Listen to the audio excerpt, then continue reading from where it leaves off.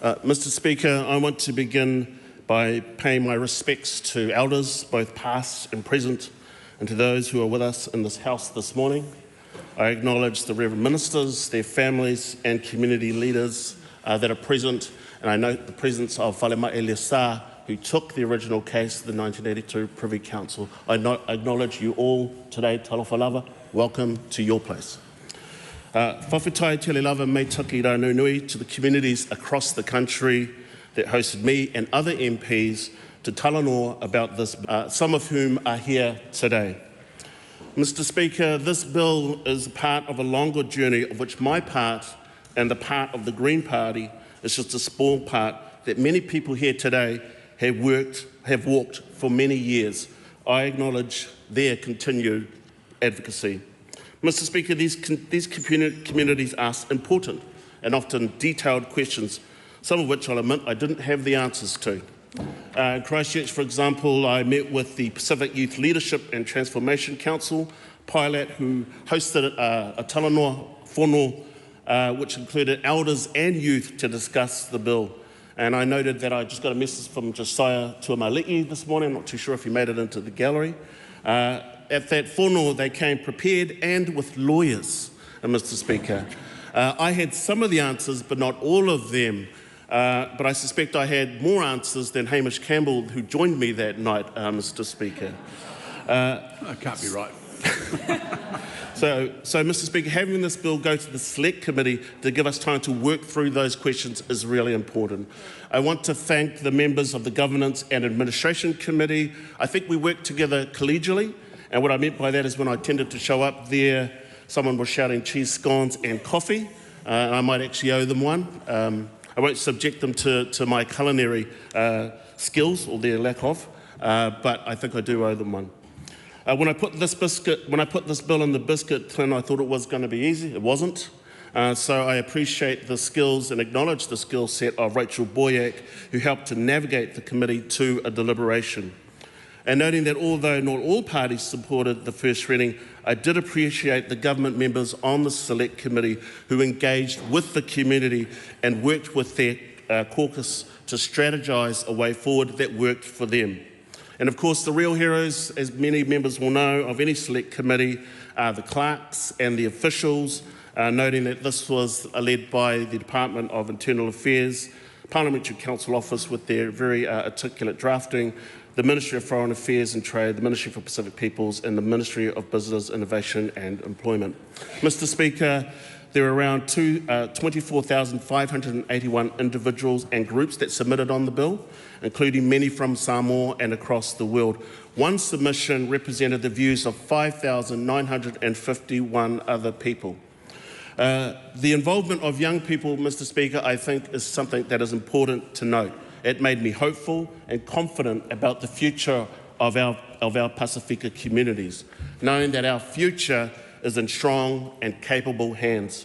To our Samoan communities, I want to say they represented you well. They represented us well. And I note that when you speak to the heart and it connects and people are open to receiving that communication, as our young people demonstrated at the Select Committee process, then the mind can follow. This is what our young people did. I'm not too sure whether that was the experience for the other members of the Select Committee, but that was certainly how it was for me. For example, we had Whili Whepulai Tupuai, who shared that I want to emphasise that although this is an issue for elders, it is very much an intergenerational issue. For context, it can be said my whole life has been shaped by trying to get this citizenship restored for our elders and Samoan community. When I was 5 years old, my father marched down the streets of Wellington with the March for Moa Citizenship 2003. And I also remember remarking to the Honourable Jenny Salesa that when her daughter Esme Salesa addressed the Select Committee, that there might have been a bit of dust flying around and getting into the eyes of some of the Select Committee. And it's also always an amazing and awesome to have many of our elders join with their mokopuna in that process. The submissions presented several reasons for supporting the bill, Mr. Speaker, among them reparation for historical injustices such as the Dawn raids, Also around fairness and upholding human rights. And at the heart of this bill, it is about fairness, upholding human rights and equality. Noting also many submissions talked about the significant contributions that Samoans make to New Zealand. And I quote this from Lucy Aniseko. The Samoan community in New Zealand has played a vital role in enriching the country's multicultural landscape. From arts and culture to sports and business, Samoans have made significant contributions that enhance the fabric of New Zealand society. Other submissions talked about the important role of improving international relations, noting that we are part of a family of Pacific nations and making sure that we treat that relationship with respect, we treat that relationship with alofa and aroha is so important. One of the groups, non-Samoan groups that reached out to me quite a lot were Māori. They reached out to me in support of this bill. I remember stopping and talking to a Māori man who said, I support this bill, my Samoan my mokopuna is Samoan, and that is why I support this bill. That came through in some of the submissions at the Select Committee as well. And I note a quote here from Dr. Will Flavel, who noted the links to the Treaty of Waitangi. This bill is more than a correction of past policy. It reaffirms our commitment to the principles of Te Tiriti of Waitangi. By supporting this bill, we are restoring citizenship and honouring the spirit of kotahitanga and whanangatanga that define us as New Zealanders. Many submissions also said that the passing of the bill honours the Treaty of Friendship between Samoa and New Zealand. The Venepa Trust put it this way: at the heart of this bill is about doing the right thing. It's about honouring Article 1 of the Treaty of Friendship signed in 1962, which reads, relations between New Zealand and Western Samoa shall continue to be governed by a spirit of close friendship. There are other submissions that talked about the need to improve the Treaty of Friendship, and I have this quote from Tai Lord Duffy. The bill acknowledges the need of the New Zealand government to consult with the Samoa government to amend the Treaty of Friendship between the two nations. This amendment is necessary to reflect the restored citizenship rights and ensure continued strong relations between New Zealand and Samoa. Mr. Speaker, in the Select Committee, we all agreed that the bill should move forward and that it should be supported, and I am grateful for that. But we did have some differences of opinions, particularly around who this would apply to. Many submissions came forward about trying to widen the scope of the bill, in particular widening the bill to include descendants born before 1962, and we noted that could be about 19,000 people. This points to me the importance of the Select Committee process, because that was new information for me. The widening of the scope was supported by ourselves in the Greens and also the Labour Party. We also proposed to amend rather than appeal the bill, and this includes having a name change of the bill from the Citizenship from the original name to the Citizenship Western Samoa Restoration Amendment Bill. Another area that we didn't agree on was around the applications of fees, and here I want to note the significant contribution of Limonga Lydia Sosene, who has been a strong advocate in this process, and I am sure that Select Committee members and all members around the House would wish her best on her journey to recovery. And I wouldn't be able to do it as articulate as her, but she did point to the fact that if citizenship was taken away, then people should not have to pay for it. That, of course, needs to be balanced out by the work that government departments need to do as well. So, Mr. Speaker, if we have come this far, and I know that the community wants us to go further, and of course we in the Greens are open to that, because there are a few more stages to traverse. I want to mihi to the community and to acknowledge their contributions, but also to note that the Greens remain committed to equality, committed to Pasifika justice, and we will continue to uphold that. I want to close with the words of my friend Whaanana Efeso Collins, who I spoke about in the first reading, when he said, "E lea tū whaamaunga se tangata. No one stands alone, no one succeeds alone, and no one suffers alone." And I added to that, we succeed best when we succeed together. Whawhetai, tele lava, mai taki rā nui nui.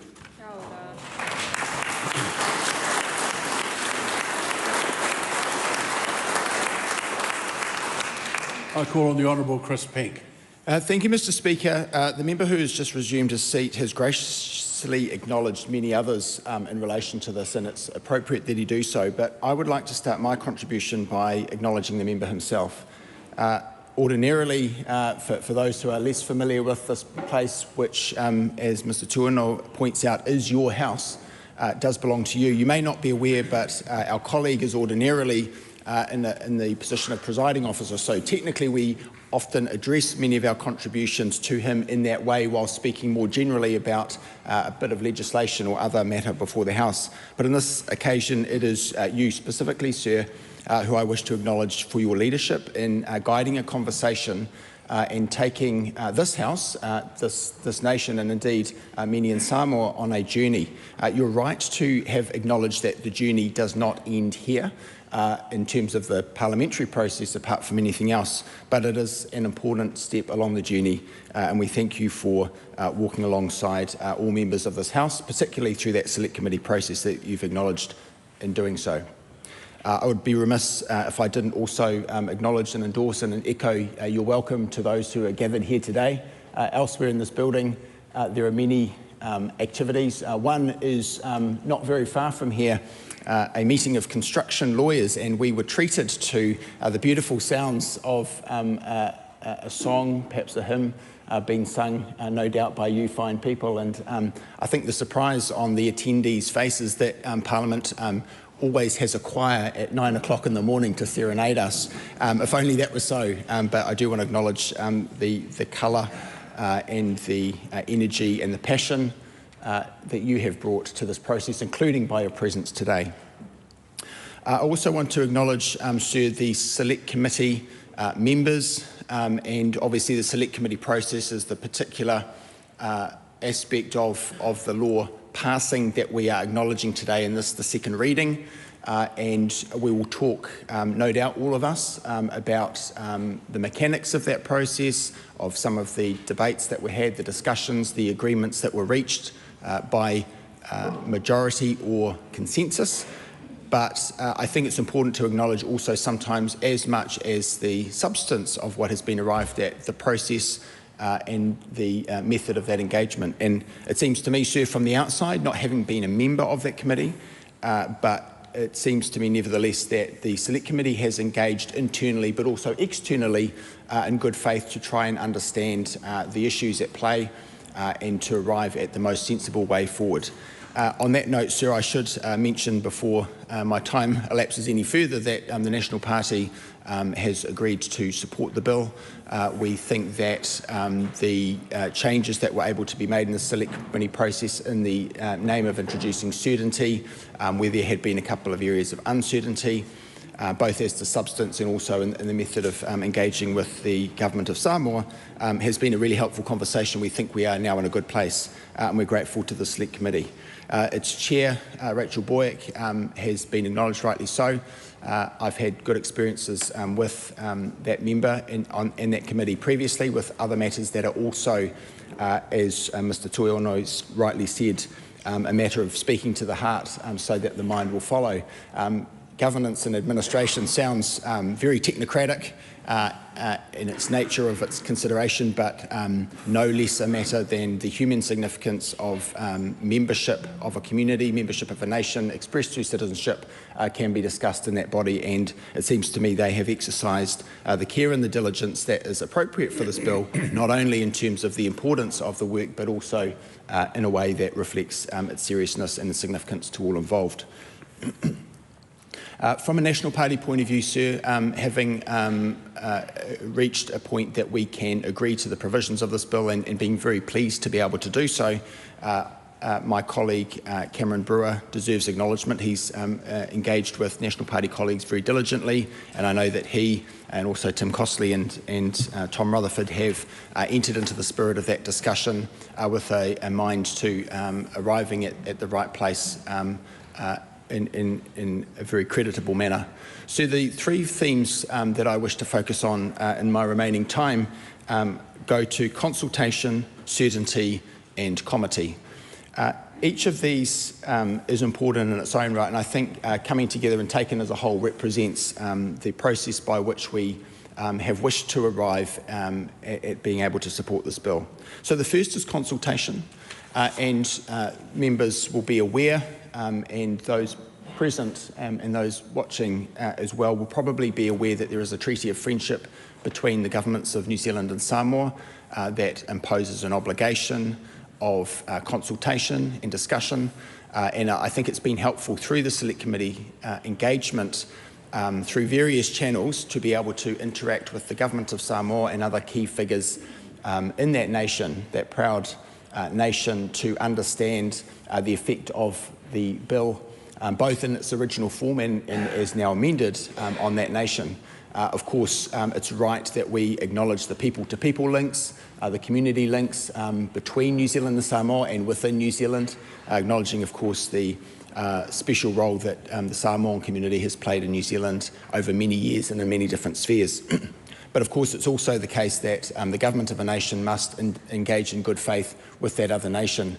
And New Zealand hasn't always been a good partner, a good neighbour and a good friend, sir, including in the Pacific. And we're mindful of the need not to do a thing that we would consider maybe in some ways very helpful to the people of a nation, but in a way that would perhaps cause consternation with the government of that nation. And so in the spirit and indeed the requirement of the Treaty of Friendship with Samoan government, from a New Zealand perspective, to say that we have engaged with them to understand a level of comfort on their point of view in terms of what it might mean if more Samoan citizens were to become New Zealand citizens, and not wishing to take from them in a way that reflects in addition to this country, but to reach a compromise in terms of the eligibility, but also that understanding of what it might mean for both nations. And so I think that consultation has taken place now in a way that's appropriate. It's unusual for a member's bill to amend the external relations of a nation, and that was a point of nervousness from the National Party's point of view. But through that Select Committee deliberation, including the good faith engagement with the member himself, I think we can feel satisfied that we've made a good faith effort as the Government of New Zealand and as the Parliament of New Zealand more generally to reach that place. The second point, sir, is certainty, and certainty obviously reflects the fact that we want the law to be as clear as possible, and we would not be doing the nation of New Zealand, or indeed the citizens of Samoa and would-be citizens of New Zealand from Samoa, a service, or we would be doing them a disservice, in fact, if we were to have a law that was uncertain as to the eligibility and application of the law. And of course, in citizenship, there are complex rules around succession, for want of a better phrase, and eligibility questions aren't always clear, sometimes do end up in the court. And of course, the slightly unfortunate history of this legislation is that it responds to a court ruling that had been made in a way that was surprising, and many have said, frankly, unfair. And so we don't wish to compound the error by having a piece of legislation that's unclear as to its effect going through further generations. And I think that point's been reasonably well made, and as I say, I think that the point that the Select Committee arrived at and that this House appears ready to arrive at reflects the desire for that certainty. And then finally, on a similar note, sir, the other item that I promised was comity, which is the relationship between the Parliament and the courts. And it's sometimes the case that Parliament needs to change a law to clarify its original intent, or of course has the ability, as being the democratic arm of government, to make laws that are different from the way that courts have interpreted or applied, or indeed previous other laws of this place. But certainly in this case it was helpful, I think, for us to look at the proposition of the Members' Bill before us as an exercise in restoring the original intent of the legislation proper, this being an amendment bill, as the members referred to. And so we respect the fact that courts always have the right to make decisions but on matters before them, but nevertheless Parliament is sovereign, and it's right that we should have the ability to come together and make a law that we think reflects the right and true nature of what the people of New Zealand intend in this matter. So, sir, I have little time left, and so I really just want to emphasise again that from a National Party point of view, we're pleased to be able to support the bill. Others will speak probably more helpfully than I would be able to in terms of the detail about how those decisions were arrived at in the Select Committee process.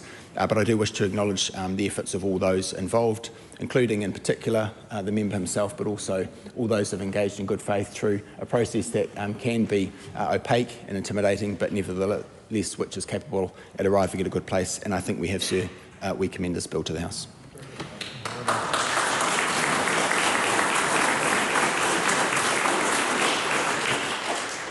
The Honourable Barbara Edmonds.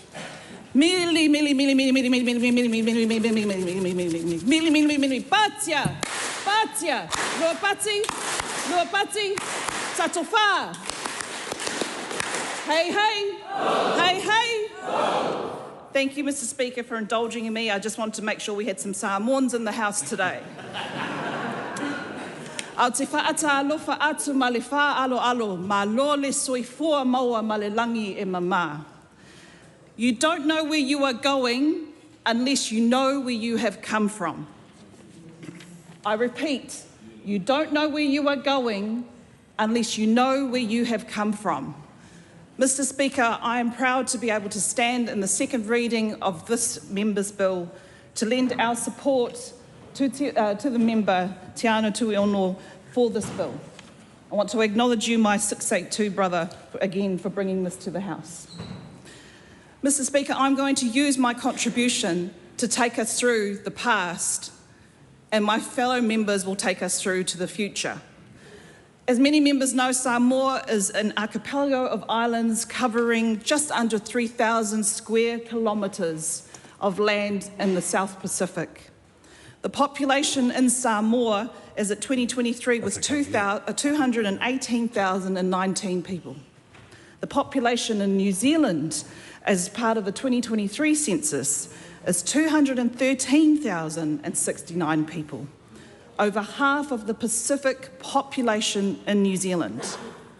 Ngānana Samoa is the third most spoken language here in Aotearoa, New Zealand, behind English and Te Reo Māori. Us Samoans, we are very, very proud people.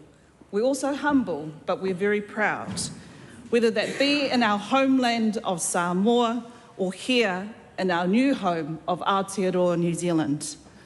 We do have a close connection to New Zealand, to Aotearoa, both through our whakawhanaunatanga, with our tuakana taina relationship with tangata whenua.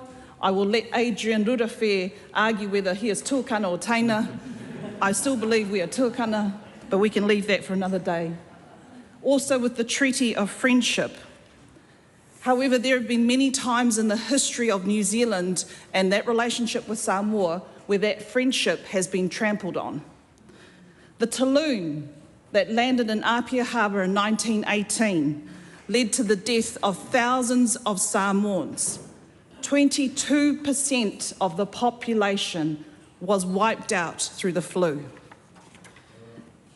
The Mao movement, Mao atu Mao Mapule, where Black Saturday on the 28th of December 1929, a movement that was brought together to protest and to organise around some of the atrocities that were happening with the New Zealand administration of Samoa.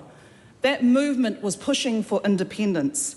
Te Pua Tamasese Lealofi III, this man here in white,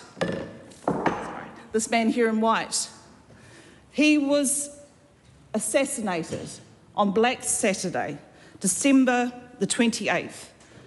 This man is Anai Neru Levasa, former MP's great-grandfather. And next to him is my great-grandfather, Temu Lauwha. That is the connection to New Zealand and the Parliament and the history. The Dawn Raids, the 1970s, where Pacific people, Samoan, Tongan and Māori, basically if you were brown, were targeted, questioned, arrested and deported, despite the fact there was a concerted effort by the New Zealand government calling our Pacific people to New Zealand to help with manufacturing, to help fill the labour force gaps. The Privy Council case of Lessar versus Attorney General, that is why we need to know our past in order to go to the future. I looked to the Privy Council case of Lesabe's Attorney General, which led to the Citizenship Western Samoa Bill. And in the third reading of that bill by the Honourable Jim McClay, who was the Attorney General at the time, he said, "Equally important is the fact that for 60 years, no one believed that Western Samoans were British subjects owing allegiance to the British Crown. No one believed that Western Samoans were British subjects owning allegiance to the British Crown." But he was wrong. Whalemai Lesa believed she had that citizenship. And as many people in the House know, that went straight through to the Privy Council. And at the very first reading of that Citizenship Western Samoa Bill, Jim McClay, the Honourable Jim McClay, the Attorney General, said, "The Privy Council's interpretation of the 1928 Act remains as the law of New Zealand unless and until legislation reverses it. Remains as law of New Zealand unless and until legislation reverses it." So that legislation, the Citizenship Western Samoa Bill and now Act, reversed it. And that's how we come to today. The amendments that will be put forward from the Government Administration Select Committee right that wrong. Right that wrong that no one believed that there was allegiance to the British Crown. Right that wrong that Samoans born during that period of 1924 to 1928 were not New Zealand citizens. But Whalemai Lesa proved that wrong. And today the lesson really for our New Zealand government and for this Parliament is there is a crisis already happening in Samoa today. Yes, we have the Commonwealth heads of government there today, but we also have one of our own Navy ships that has sunken in the reef off the coast of Sawhata and Siomu. We need to ensure that we do not trample on the friendship again and right that wrong. And I acknowledge that there is work being done, but please listen to the Samoan people on the ground. Please listen to those villagers who cannot fish. Please listen to those villagers who cannot put food on their families' tables. Let's ensure that we don't continue to trample on this friendship. So, Mr. Speaker, I really wanted to ensure that this House knew the history, that we knew where we had come so that we know where we are going to. Our members will talk to the bill more in detail. They'll talk to the amendments which the Labour Party will hope through some support will continue to advocate for. We hope to get in the Committee of the Whole process. But I wanted to ensure that we put on the record today, Samoa is a proud people. We organised when our families were dying as a result of the influenza pandemic. Our families came together, took the dead, put them on the road, buried them. We organised then in order to save the rest of our population. Our Samoan people organised when we were not happy with the atrocities by the New Zealand administration. We organised with the Māo movement. We organised so that we could get our independence. We organised with the Dawn Raids, with the Polynesian Panthers here in New Zealand, with the people in the communities and the churches that met in order to protest what was happening to our people here in New Zealand as their homes were getting raided in the early hours of the morning and as the dogs barked at their door.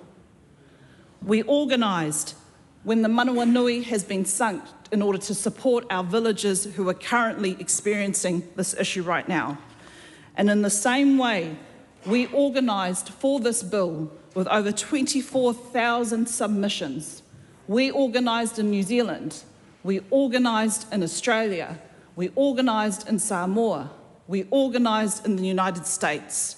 Let that be a lesson to our Parliament today. Yes, I am a proud parliamentarian that represents the electorate of Mana, but I am Samoan first. And today we will continue to organise. The Labour Party will continue to support our Samoa community as they organise around the issues that matter to them. And for the 24,000 submitters who organised to ensure that their voice was heard in this bill, we hear you, and that is why never underestimate a Samoan.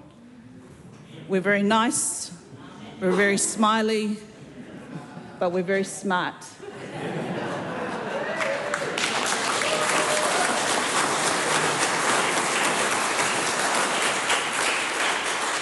And we forgive.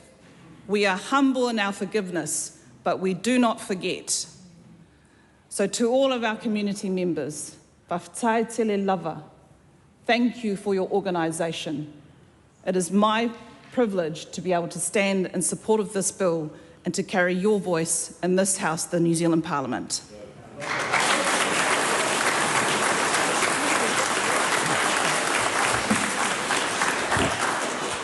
The House is going to suspend to take part in Shakeout 2024, which is a national earthquake preparedness drill.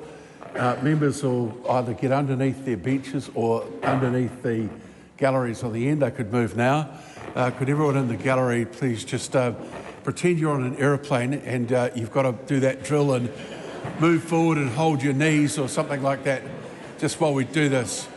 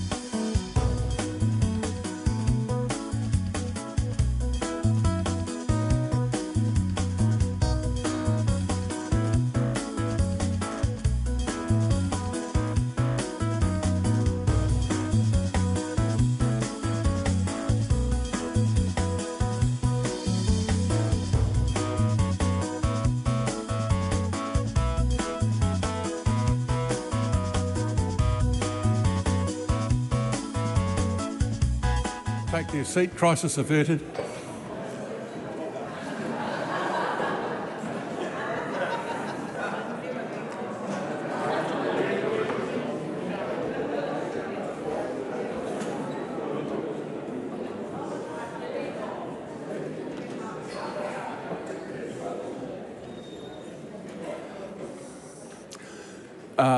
Just apologise to those in the gallery. We didn't want to interrupt this important debate, but that exercise was carried out right across the country, and it would have been a bit odd if Parliament had decided it didn't need to be doing what we're asking of everybody else. So thank you for indulging us, and I call on Pamjit Palmer. Thank you. Thank you, Mr. Speaker. Mr. Speaker, it's a real privilege to stand and take this call on behalf of the ACT Party in the second reading of Restoring Citizenship Removed by Citizenship Western Samoa Act 1982 bill.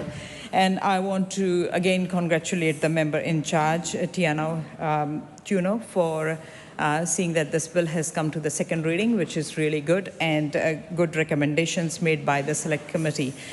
Good work by the Select Committee, Governance and Administration Committee. All members on the committee, I want to acknowledge them for their diligent work on this bill.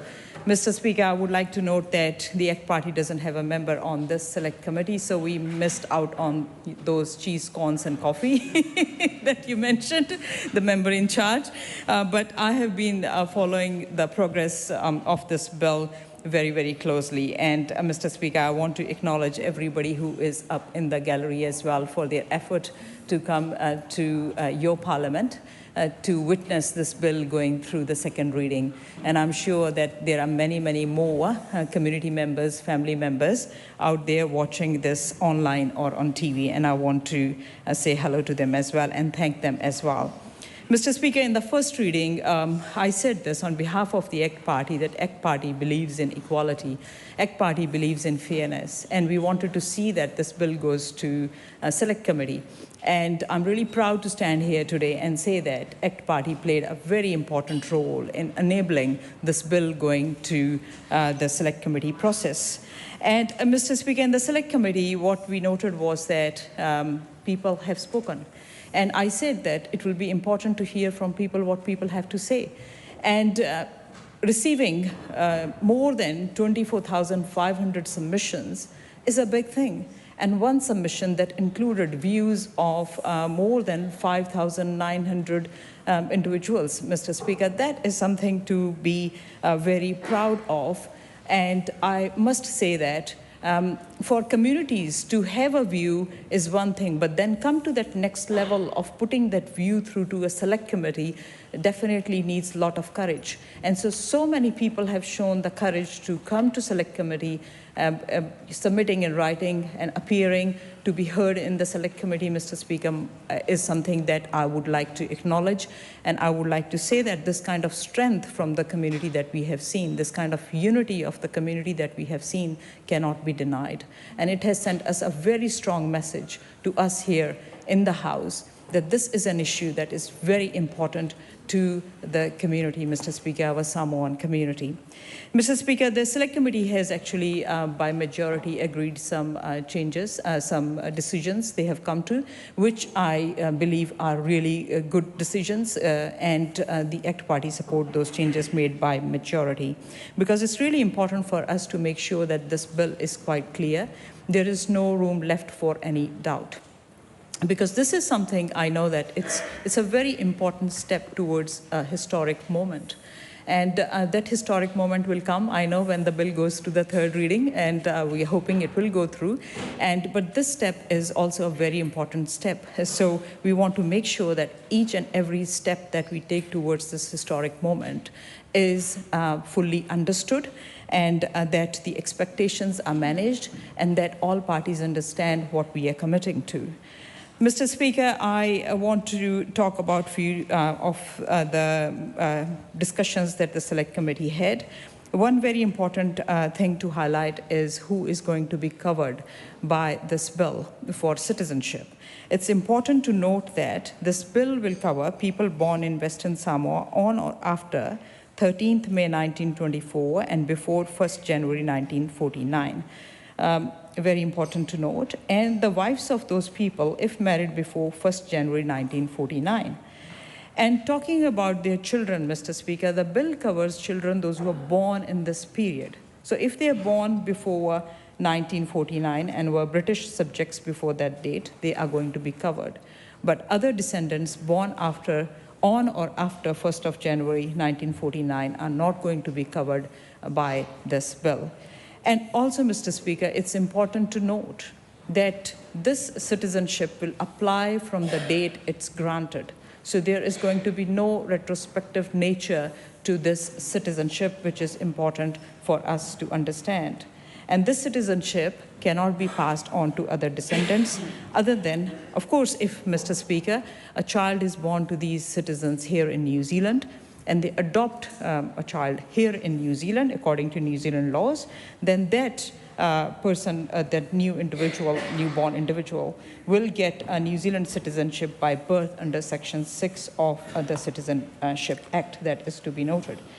Mr. Speaker, in this bill, we also must note that while this bill worked on this very important issue that is so close to our Samoan community, it is also important for our wider communities as well, whole of New Zealand. We have taken into consideration what it means for Samoa. We have taken into consideration what it means for New Zealand. And it is about that fairness and equality and justice, Mr. Speaker, that I talked about in the first reading. It is important that we also realize how many Samoans may be eligible for this citizenship. The numbers look just over 3,400. And this data is extrapolated from the 2021 Samoan census and mostly represents people between the ages of 76 and 100. Mr. Speaker, the Internal Affairs Minister will be granting these New Zealand citizenships. So how it will work is that people will have to still apply for this citizenship. But they will not have to go through the standard process of getting the residency first and then applying for citizenship. They will get New Zealand citizenship as of right upon applying once this bill has gone through. Mr. Speaker, I also want to highlight that I'm an immigrant myself, and many of our Samoan brothers and sisters sitting in the gallery are new immigrants or they are second-generation immigrants. And I understand their emotion, their feelings behind this, because this is an issue which I can relate to, because anything of this sort can become very important for the community, for the wider community as well. And I want to say this, that yes, we have come from different backgrounds, born in different parts of the world. We have different ethnic backgrounds, Mr. Speaker. We may have different perspectives, but having different backgrounds, different ethnicities, different perspectives is not a division. Bringing all the perspectives together, Mr. Speaker, actually makes us stronger. And here what we have seen is, we have seen what the perspective was of one community, and we have taken that into consideration. Obviously, this was an historic issue, very, very relevant to New Zealand as well. So we need to take that into consideration as well, and we have come to this conclusion that the ACT Party is going to support this bill, and with the points that I have highlighted, Mr. Speaker. And I also must highlight that the Select Committee also noted that that it should not be a repeal of the 1982 Act, it should be an amendment, so the name of the bill is going to be changed to reflect that, and we support that as well. And Mr. Speaker, a final point I want to make here is this, that all these submitters, those who submitted and those who supported this bill going through, they selflessly did this. This wasn't about them. This was about those people, the older generation that is between 76 to 100. So that selfless, Mr. Speaker, support for the community coming together and trying to address this issue, Mr. Speaker, is something that I would like to acknowledge as well. So I would like to thank everybody who came forward, showed the courage to submit on this bill. And I would like to again thank the Select Committee for doing a great job. And the ACT Party is proud to stand and support this bill. Thank you, Mr. Speaker.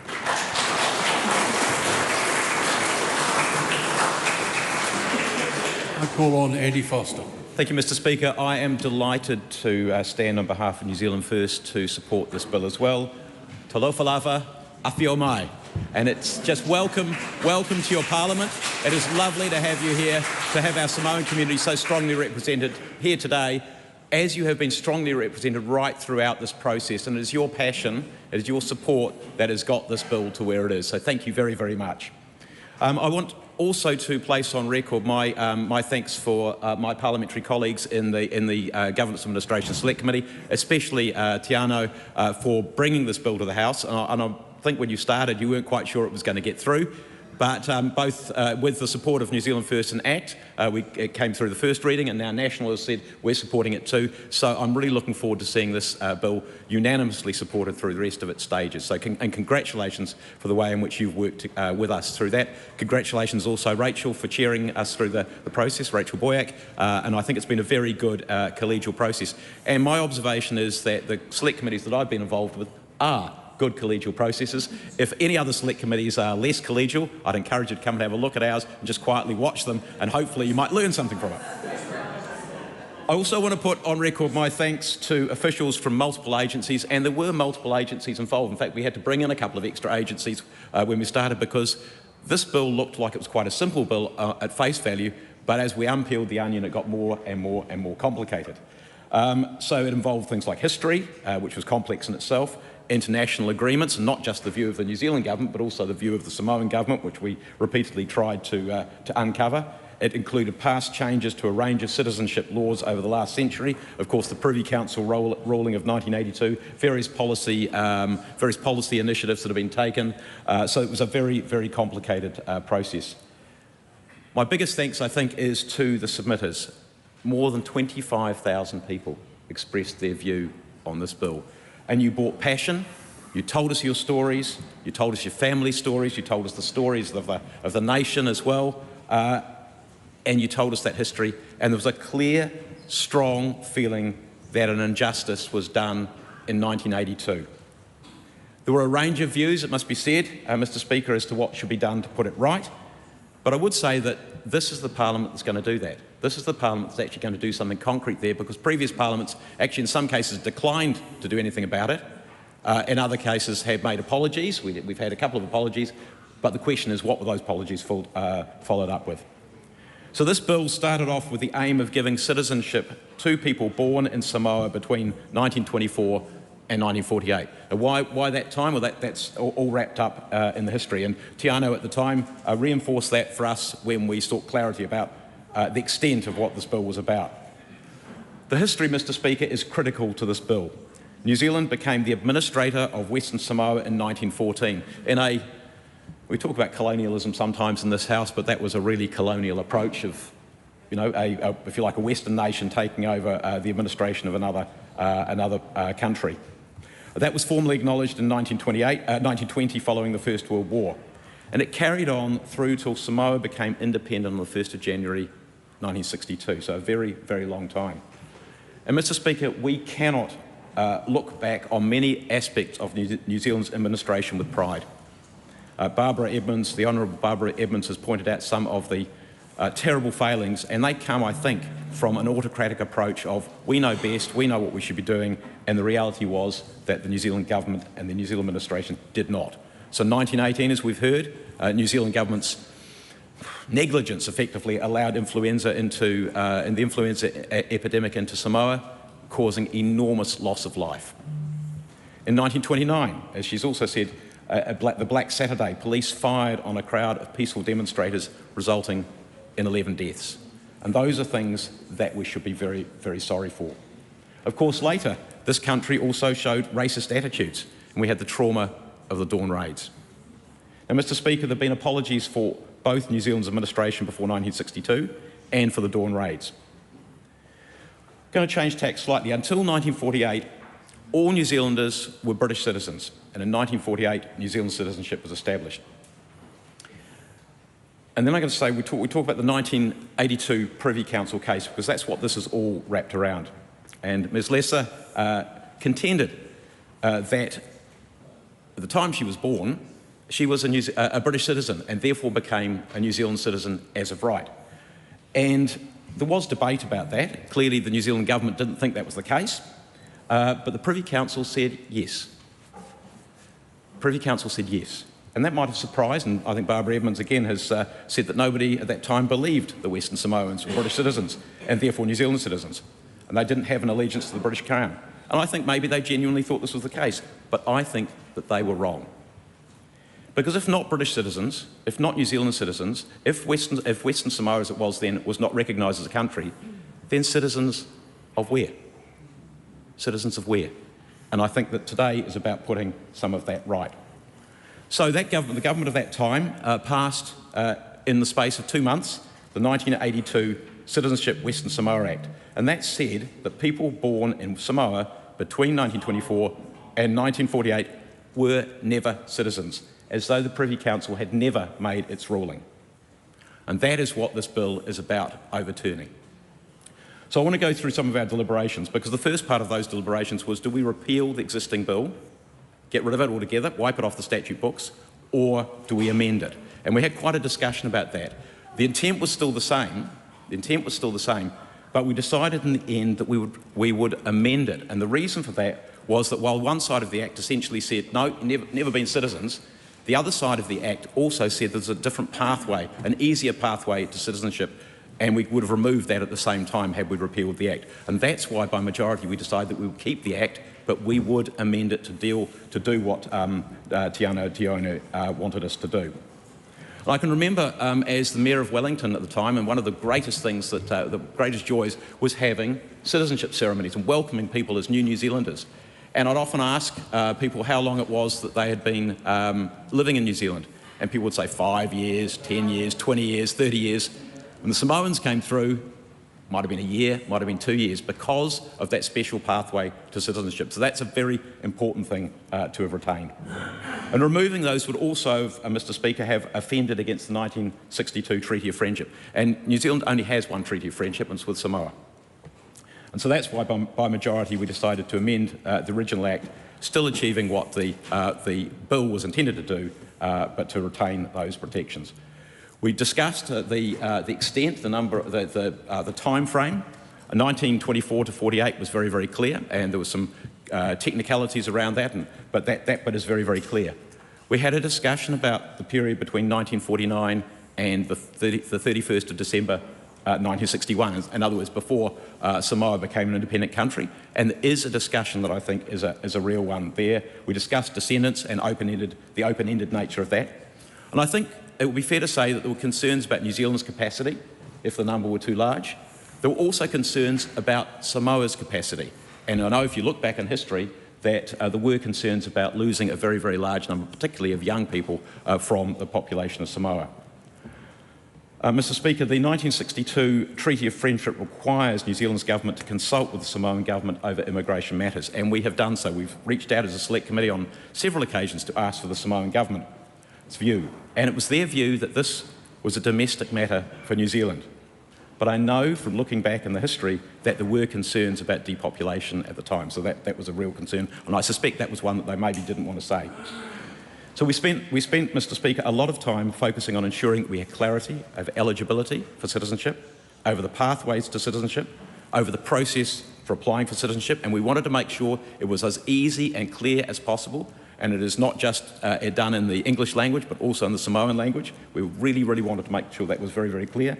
We considered how adoption would work.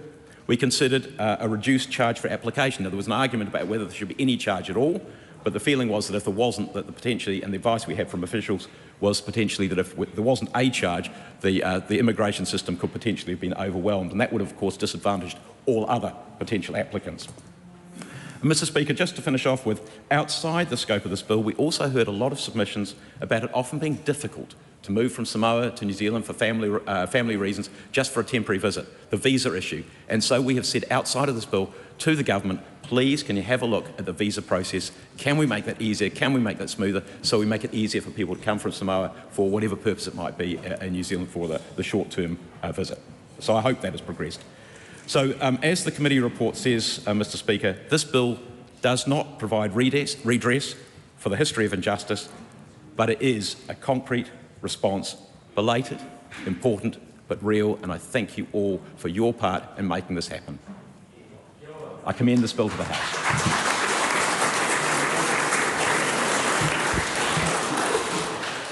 Debbie Ngāti-Wapaka. A tēnā koe te pika. A talofa lawa I te pā. Ia male mamalu o lea ua awhia. Whawhitai mō lea awhanua mō ahu. O te tū ai, e langolango le sitini sini o Samoa.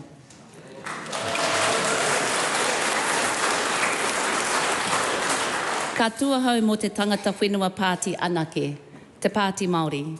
Ki te mihi kia koutou hei iwi mō te moana ki tētehi iwi. He muhia ana mātou ki te mamai o te kaikiri. He muhi ana mātou ki te āhua o te hangature hei tūkino ia mātou. Hewa noa hewa, ahakoa tēnei he kā waka kia o tātou, ngākau ki te aroha, nā te mea he manawa nui mō o tātou mokopuna.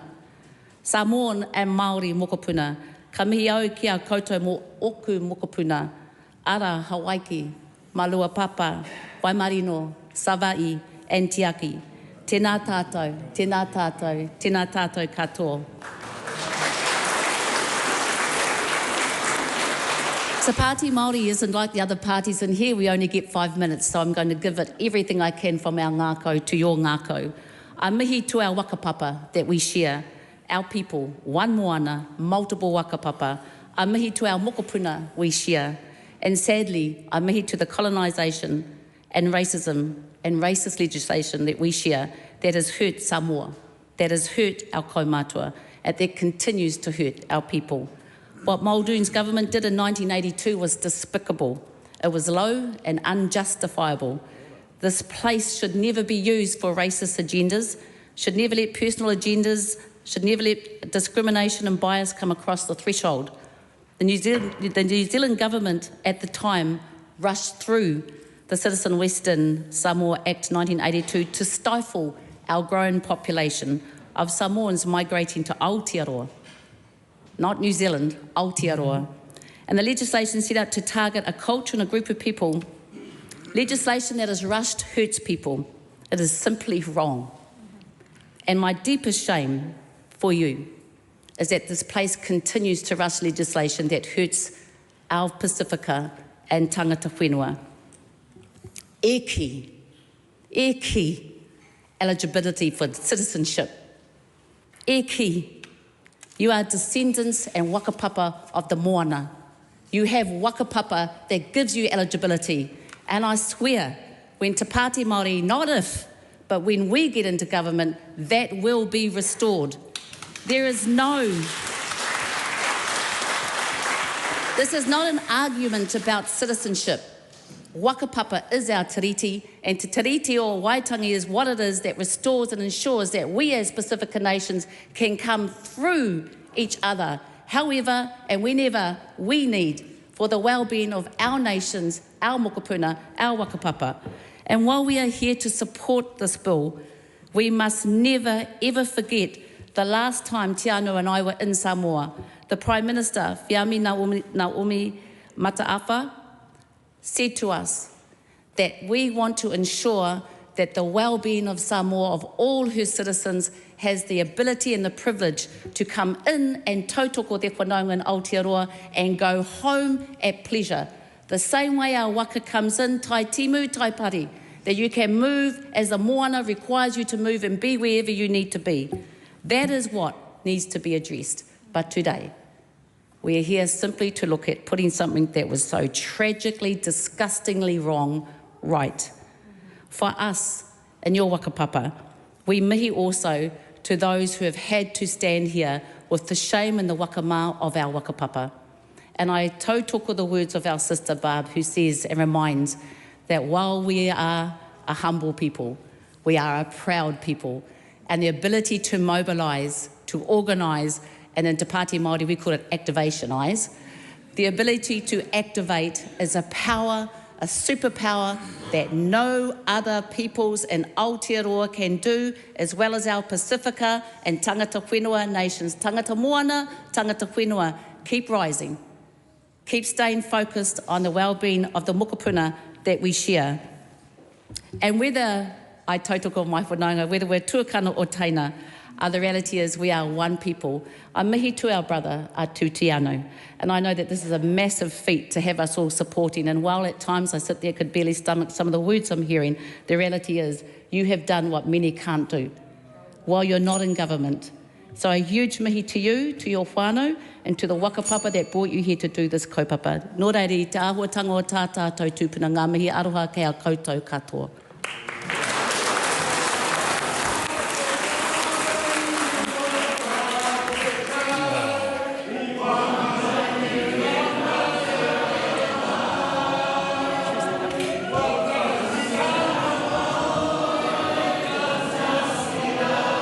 Sing again. Yeah.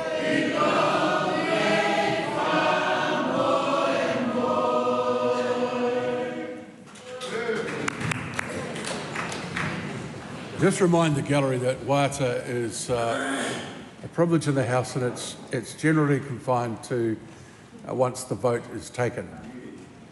Call on Chloe Strawberry. Tēnā koe e te mangai, tēnā koutou e te whare, talofa lava, e te whānau, nau mai, haere mai, welcome to your house. I wanted to mihi to everyone, as Te Anau Tuiona did, who has come before us, but also to those who will come after us. It is today that we are the custodians and the kaitiaki of the fight for justice. I wanted to also mihi to Whaanana Efeso Collins for his brief but by gigantic contributions to this kaupapa. Also to our Pacifica Greens, I won't be able to name them all, but Renee Dingwall, to Reverend Moa Strickland, to Louise Tu'u, to Agnes Magele, and to many, many others who have also engaged with Te Anau in this kaupapa and this fight for justice. I want to mihi to the thousands, the tens of thousands who came forward to the Select Committee and opened your stories of trauma and of resilience and of hope and of that consistent fight for justice through the generations. I also wanted to mihi to the parliamentarians who came to that Select Committee with open hearts and minds, and the fact that we have got here today to a place of consensus in this House is not something to be taken lightly. Now, I also wanted to just briefly mihi to the community who has welcomed myself alongside Tiano into some of your hui and talanoa, where I received one of my new names that I've been blessed with, which I'm not sure if it was because you got my name wrong, but Gloria. Kapai, thank you very much. So I just wanted to speak to why it is not only as the co-leader of the Green Party that I'm speaking to this kaupapa today, but also to ground this very much in our geographical relationships. I am a little white kid from central Auckland, and central Auckland looked like a radically different place in the 1960s, 70s and 80s. At that point in time, central Auckland was estimated to have a Polynesian population of approximately 60%. It is the home and the origin and the foundings of the Polynesian Panthers. But as we have seen, and as my experience in politics, and particularly in the debates around the electorate have shown me, we spend a heck of a lot of time talking about this notion of heritage. But what we tend to be talking about and debating in that notion of heritage is the built environment, not those who built that environment. So I wanted to acknowledge the Pacific peoples who came before me, came before us, and built central Auckland and the fabric of that community that I love so dearly today. I also wanted to acknowledge the fact that how we've got to having this debate today is off the back of fundamental injustice, as many have acknowledged before me. And we had a government of the day back then, several decades ago now, although it may sound like a familiar story today, who intentionally passed policies in order to bring in people from the Pacific Islands to fill gaps in our economy and to grow that economy. Yet when times got tough politically, these governments turned their backs on those very communities and scapegoated them. At a point in time where the dawn raids were happening, this racist policy was in action. It is really important to note that the majority of overstayers in this country were not Samoan, were not Pacifica, but were European and American. And that is why this law was demonstrably and evidentially racist. It is really, really that simple, and I've checked with the clerk that I can indeed say that. But I think it's important to make that point about the racism which filtered through that legislation because of the fact that we actually can't say that in contemporary times when we are discussing legislation that may share the echoes of what we've seen in the past. And I don't think until we can get to a place in this institution where we can look ourselves in the mirror and truly acknowledge those injustices and that potential of racism, that we will not be able to evolve until we can get to that point. I want to acknowledge that this kaupapa has shaped so many lives throughout the generations. I also wanted to acknowledge the fact that in the government's 2021 apology for the dawn raids, it said, and I quote, "In many cultures, including in Pacific cultures, words alone are not sufficient to convey an apology, and it is appropriate to include tangible gestures of goodwill and reconciliation." Well, today is just one step in addressing those historical injustices. But as many have already reflected upon, those challenges and those injustices are still with us today, including in the likes of immigration policies around RSE workers. So this kaupapa can and must continue, and the Greens are with you in that fight. Ngā mihi nui.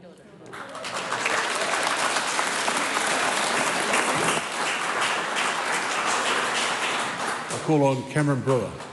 Talofa lava, Mr Speaker.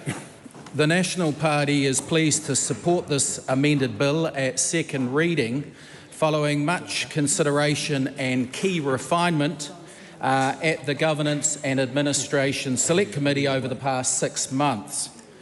We believe we have landed at a good place, balancing both countries' interests as well as finally addressing a long-held grievance by many since 1982. The bill will restore New Zealand citizenship to individuals born in Western Samoa between 13 May 1924 and 1 January 1949, yet were not in New Zealand in 1982, whose citizenship was removed with the 1982 Citizenship Western Samoa Act.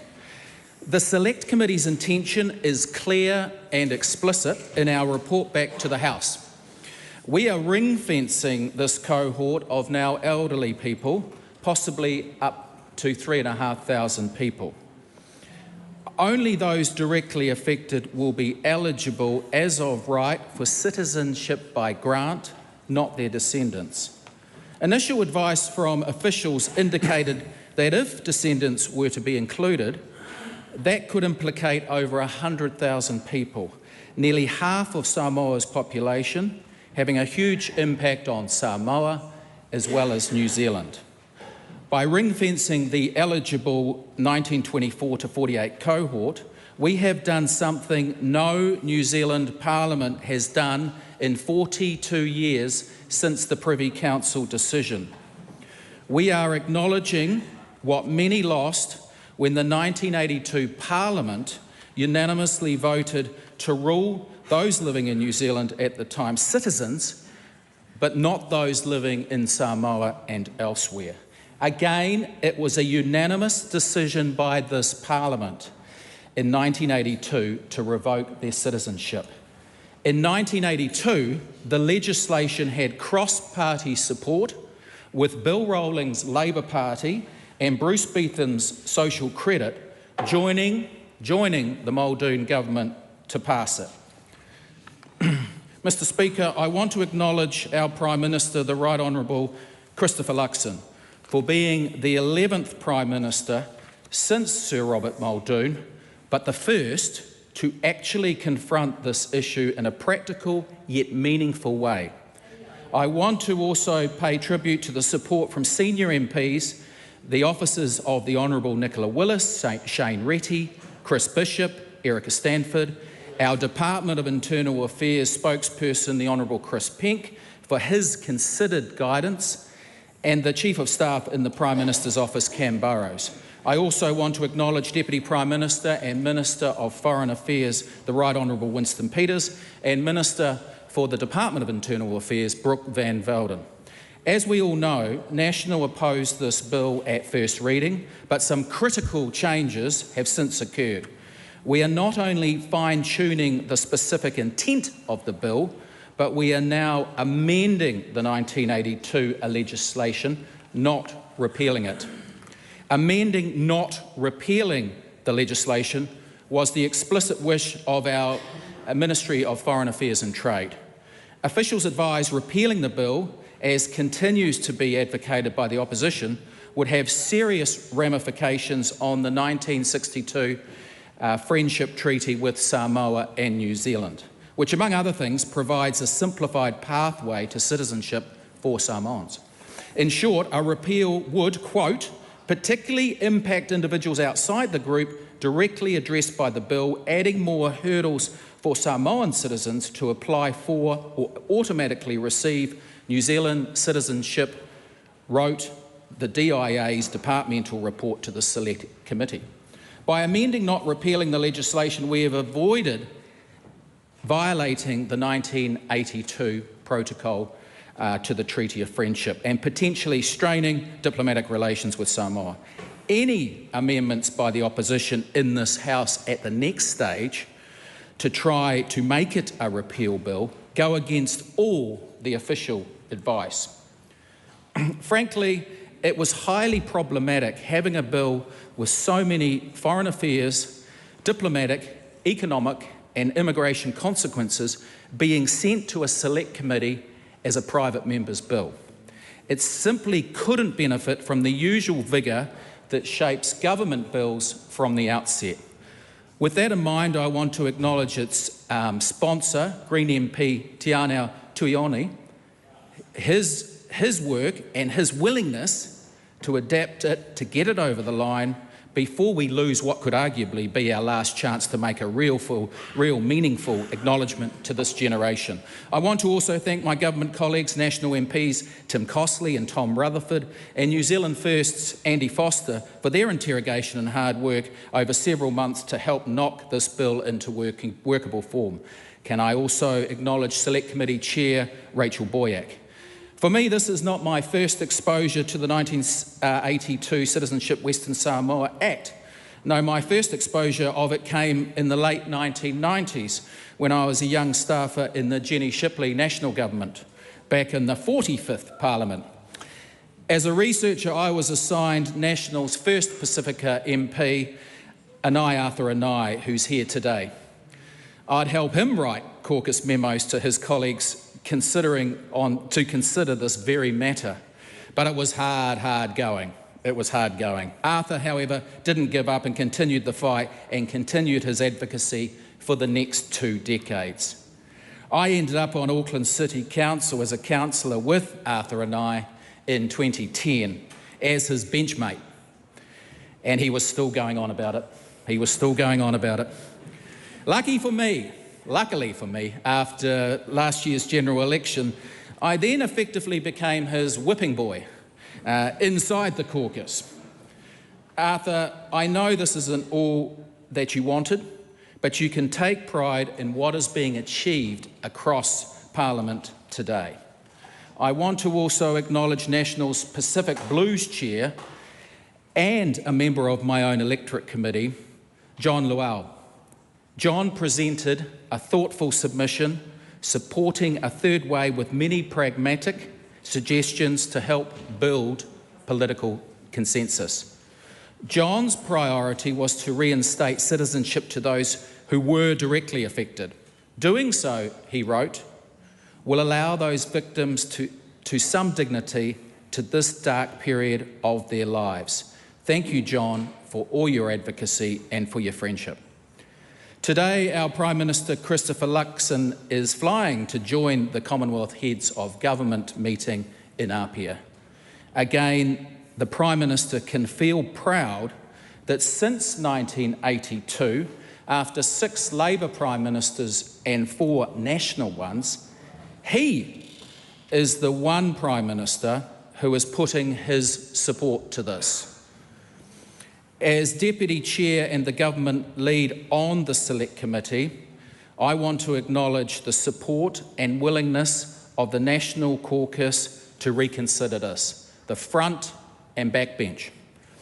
Thank you to my committee colleagues from across the House for listening to the submissions and making the necessary changes to enable this day and the inevitable, dare I say, the inevitable passing of what will soon be known as the Citizenship Western Samoa Restoration Amendment Bill, Amendment Act. 42 years in the making. Mr. Speaker, I commend this bill to the House.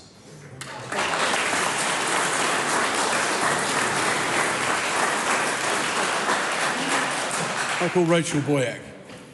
Talofa lava, Mr. Speaker, and talofa lava to the community who are joining us here in your House, the Parliament, today. Mr. Speaker, there are a few people I wish to acknowledge at the beginning of my contribution. First, and most importantly, can I acknowledge the member in charge of the bill, my brother from across the aisle on this side of the House, Tiano Tuiono.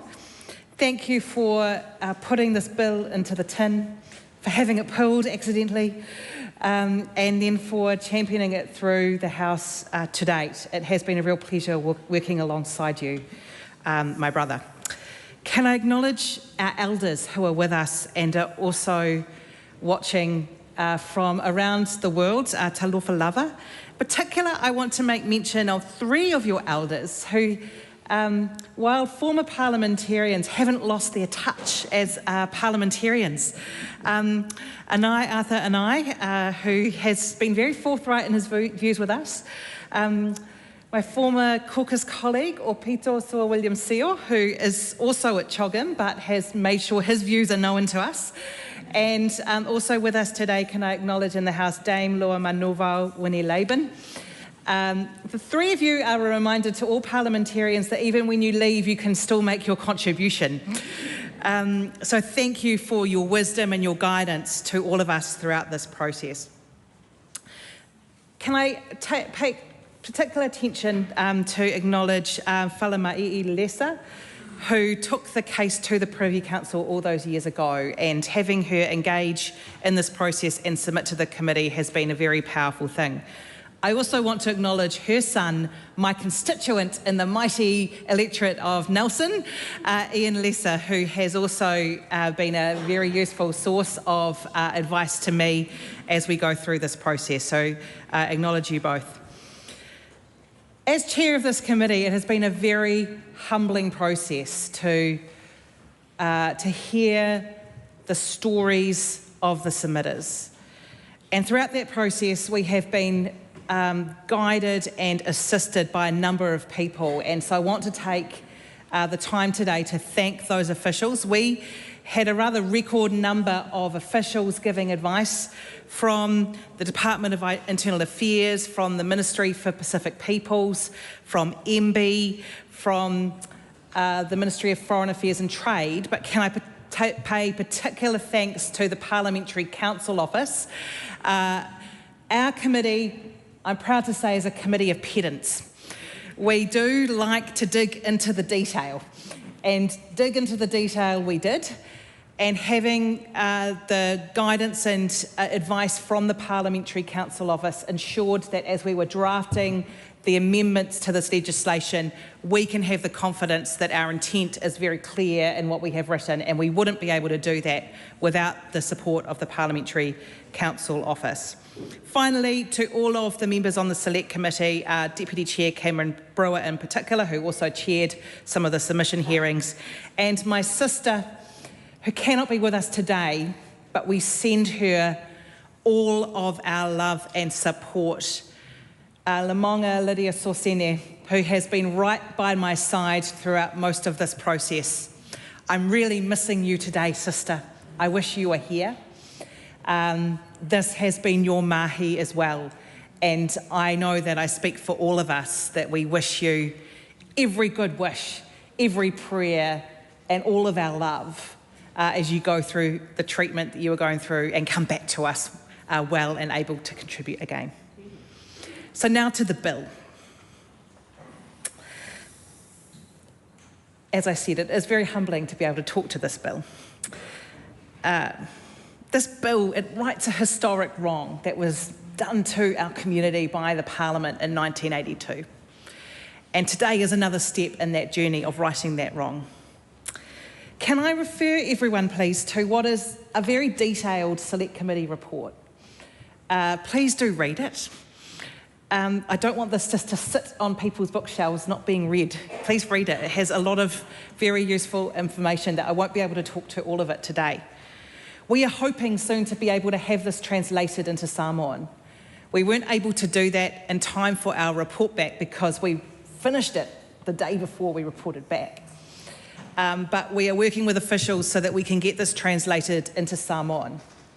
And on that, I want to acknowledge a point that my sister Lamonga Lydia Sorsene made throughout this process, and a note to officials in particular, how important it is that our officials communicate clearly with our Samoan community here in Aotearoa, but also in Samoa and other parts of the world, about the clauses in this bill, about how it will apply, about how it will be implemented, so that it is easy for people to follow. It's a point she's made, I think, very, very well. We've made it in our report, and so part of that will be ensuring that this report is ultimately translated into Samoan so that people who can read and write in Samoan can read their version of the report. That was important to us. I wanted to point out 3 areas where there was some disagreement at committee, and this was off the back of the wonderful contributions from submitters. The first was about whether we repeal or replace. Repeal and replace this legislation, or whether we repeal and then move those clauses into other pieces of legislation. The advice we received was that it was actually a bit of a line call. In amending the original legislation, it probably will be easier for officials to be able to interpret it in terms of eligibility. But also, I want to acknowledge that there is a symbolism in being able to repeal that act and the name of that act and all of the hurt and the mamai that it caused. My view is still, that we could repeal that bill and pick up those important clauses, like the ones that relate to the Treaty of Friendship. We could pick those up and put them in other legislation. We could still do that. So that is still the view that I hold. The second was around the need for a fee when people apply for their citizenship by grant. Now, fees are ultimately determined in regulation by Cabinet. What the committee has chosen to do by majority is have a fee set in the legislation until such time as that fee is determined. But our view, Labor and the Greens' view, was that for that short period of time, we shouldn't put a fee in place. There should be a window of opportunity for people who have suffered the trauma, who have gone through the hurt, to be able to apply for their citizenship without a fee. And the final point where there was disagreement was where we do extend this to in terms of descendants. The views of the Labor and Green members on the committee was that we should extend it to the next cohort, and those are the descendants of those affected who were born before 1962. And that is all laid out in the Select Committee report in terms of our views and the reasoning around that. What I will say is that we have 2 more stages of this bill to go through, the Committee of the Whole House and then the third reading. And it is likely we will consider some amendments to put forward at the Committee of the Whole House. Ultimately, though, that will be the decision of the Parliament, but we will work through that process over the coming weeks. I just want to make one final point, which was a particular concern we heard from the community, but that is out of scope, but we have made some commentary about it in our report. And that is the visa settings for people from Samoa coming to New Zealand, coming to Aotearoa. We heard very clearly that it is onerous, that it takes a lot of time, and that particularly when you have cultural and ainga contributions to make, where people need to come back to Aotearoa, maybe for a wedding or for a funeral, having to go through that visa process is onerous and doesn't feel fair to a community that we have a deep and lasting relationship with. And so the committee was unanimous in calling for the government to look at those settings, to have a look and see if we can make some improvements so that it is easier for the people of Samoa to come to New Zealand, particularly in times of a crisis. Finally, can I just point out and just finally acknowledge that for the people of Samoa, on your minds will be the sinking of the Manawa Nui on the southern coast of Upolu, where I have visited twice that very area. I think all of this House wants to send our love and support to the people of Samoa and how deeply sorry we are at what has occurred in your moana, in your waters. On that note, Mr. Speaker, it has been a real privilege to help guide this bill through to this point. For Awhatai Tele Lava, I commend this bill to the House.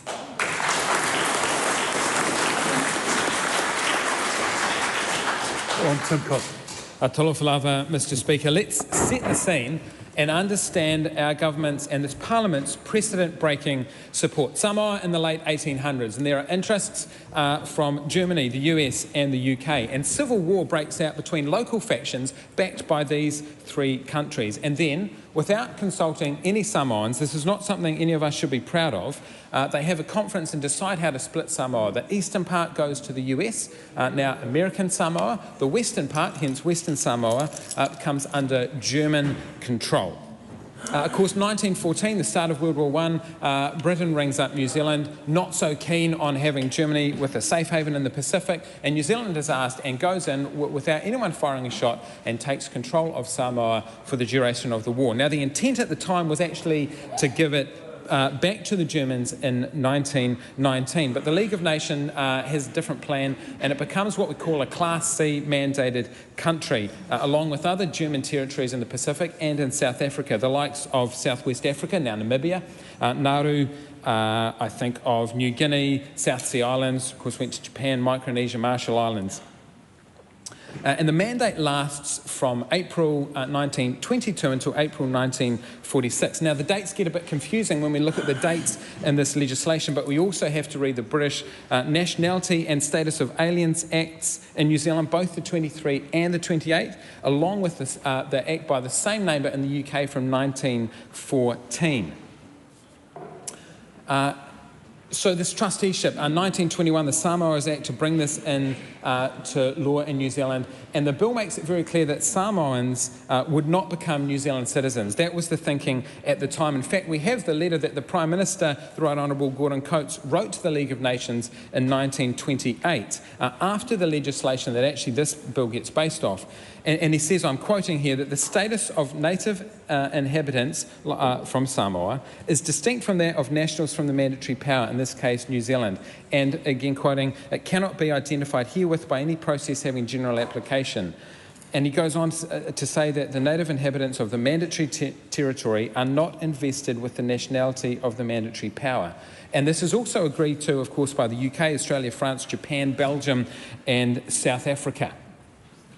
And none of those countries have ever gone on to give citizenship to any of those trustee countries. This is the first time in history that a trustee administrated country will be given citizenship. So this is incredibly significant. That's the start of the period and the thinking at the time and New Zealand's intent not to give citizenship. Let's fast forward to the end. It's the first Labour government, of course, Savage and then Fraser, and Labour's Minister of Internal Affairs at the time, the Honourable Bill Parry, again makes it clear that Samoans, in his view, and that government's view, are not New Zealand citizens when he's commenting on the law changes they're putting through in the 48 bill. And I'm quoting from the Labour government, the inhabitants of Western Samoa are not British subjects because trustee territories and protectorates are not in the legal sense part of His Majesty's realm. In fact, the Privy Council accept the intent of that Labour government, and that's why the cut-off now sits at 1948 in both the 82 legislation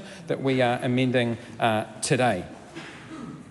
But he goes on to say that although the protected persons are not British subjects, they should not be treated as aliens either. There should be an intermediate class, and so they changed the rules requiring 5 years of residency to get to citizenship to be just 1 year of residency. And this, in a way, sets the path towards the 1962 Treaty of Friendship, which builds on what he called an intermediate class.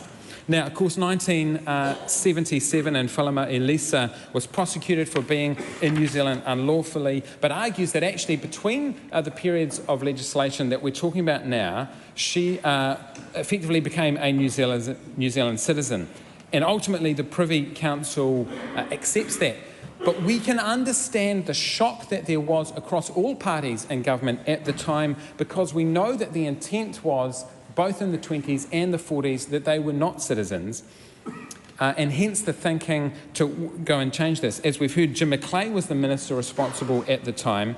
He argues that, look, successive governments never anticipated this, and he uses a comparison to a tax loophole. When someone finds a loophole in the law, a responsible government would honour those that found it, but also move to close it, which is what the 82 legislation did. And in fact, that legislation did three things. Firstly, it awards citizenship to Falema Elisa and her family specifically, but also to any Samoans who were legally in New Zealand at that time. Secondly, it creates a fast-track pathway, and we love a good fast-track, for all Samoans, removing that 1 year residency requirement, but also things like not needing to pass an English language test. In effect, if you can reside in New Zealand legally, you can become a citizen right away. And that's something we want to protect by not removing some of those details from the 82 legislation. And finally, of course, it ruled out future citizenship to people who might not otherwise be entitled to it from that period. Come forward to 2002-2003, Helen Clark's Labour government, and they were presented with a petition to do exactly what we're doing here, but they denied it. Why was that? Well, part of it maybe was, as explained in their thinking, they considered that a repeal of the 1902 Act would be inappropriate, I'm quoting, inappropriate from an international law perspective. And they noted that no other mandated country had citizenship from that time. In fact, even today, MFAT's advice to us was that the advice it provided to the committee 20 years ago was still valid, and further that they consider before this bill passes, New Zealand's current legislative policy and administrative settings in relation to Samoa are consistent with international human rights law. Now, add to that the DIA advice that said if we were to repeal the 82 bill, it could create an unintended divide between those who would gain citizenship from that period and all other Samoans and those that might be born in the future that would not be able to benefit from the fast track and the provisions that brought in. And of course, we know from recent submissions, like we heard the Honourable William Seo, Minister of Pacific Peoples from 2017 to 23, heard from him directly that even with the complete majority, this bill was not something he was able to gain support from his cabinet colleagues, which is, of course, a real shame. And that begs the question, why now? Why is this government, why does National support this now when, as we've heard, no previous government was willing to? Well, I want to cover three reasons. Firstly, I have to acknowledge the member in charge of this bill, Te Anau Tuiono, for bringing it, and his clear intent of what he was wanting and the target group, and I'm quoting from his intent in the bill, that this would not create new rights of citizenship for descendants of those whose citizenship rights were removed. The intent was never to go broader, it was to address this historic wrong, and by bringing that focus and that clarity, it really enabled us to get a better sense of comfort and to know that this was a targeted bill and something that we could find unity in the Select Committee to gather around. That was a big piece of the puzzle. Secondly, it is about amending, not repealing. We heard official advice that there would be huge challenges with a repeal, that it was, and again I quote, it was very difficult to operationalise or could not be operationalised in its current form that it passed the first reading. It could potentially kill the Treaty of Friendship, kill the fast track for Samoan citizenship for others. It could inadvertently do more harm than good. And I think it's a great sign of leadership, actually, that people are willing to forego the big banner posters of repeal and go for the thing that will actually deliver the practical outcome that was desired. Add to that things like Section 32 of the Legislation Act, which are also problematic in terms of a repeal. But finally, for me, as much as anything else, it was the submissions, the personal stories that moved me, the emotional, often at times, examples that we were given. I know that this bill is not directly just in response to things like the Dawn Raid, the 1929 massacre, the Spanish flu, but I heard the submissions from people like Melanie and I, Polynesian Panthers, David Louis, Samoan Trade and Investment Council, Hans Schvelger, and they were very clear, again I'm quoting, that the Ardern apology didn't cut it, it was hollow, it fell short. And this bill is an outward and visible sign of an inward and invisible bond that our two countries share, and one small step, as the Greens mentioned, to show more than just words. Secondly, it was the personal stories from people who lived in this period, or perhaps their children. I think of Akanesi Taupo-Polilo and Rome Vui Vauliko, I apologise for my pronunciation, their parents personally impacted. Akaripa Toa Alapai Ali'i, who is from this generation, has to apply for a visa to visit his grandchildren, or Matayo Lemevivi, who wanted their grandfather to be able to come and visit them. Or Lealasa Tovio, her and her sister, both born in the 40s. She has citizenship, but her older sister, born in 46, doesn't. Now they both could become citizens. There is no legal precedent for this bill, I'm convinced. There is no legal right or requirement, but let's do it anyway. This is a focused bill on one small group. It's actionable, it's amending, not repealing, and it's a bill I look forward to a constructive committee stage with. I commend the bill to the House. This is a split call. I call Right Honourable Adrian Rurawhi. La whiunga e whawhunga whitalai māsui māmalua o le palemene. Kia koutou aku tuakana. Ngā mātua, ngā whaia, ngā rangatira katoa taitu ki a koutou tamariki mokopona ana ia au. E tuku mihi atu ki a koutou, nau mai, hara mai ki o tātou paremata. Nō reira, tēnā rā tātou. I joined together with colleagues around the House and acknowledge everyone that has worked towards this day. It's good to be on the right side of history. And my biggest thank you really goes to Te Anau Tuiono, nō Te Rōpū Kākāriki, the only party that has not been in government from 1982 to now that could actually do something about it. And today, they're the only party that has. And I acknowledge them. Because whilst Cameron Brewer might claim that the current Prime Minister is doing something about it, I kind of think he was forced into it. Forced into it by his colleagues in New Zealand First and the ACT Party. So let's not overplay that position. Because this bill is not over yet. And some of us think it should go a bit further. And I'm going to support my colleagues who have done a lot of work on this, along with Te Ano, Tuiona. And let's see and test whether Cameron Brewer is right. Because if he is, then the Prime Minister will do the right thing. And make sure at the committee stage, when those amendments go up, they vote for it. No good standing in this at the second reading and proclaiming how good the Prime Minister is now. Let's see after the third reading. Then might acknowledge that. But today, no. 11 Prime Ministers so far have done nothing. And today I think it's right for me to acknowledge what has been done. I join also colleagues in acknowledging the work of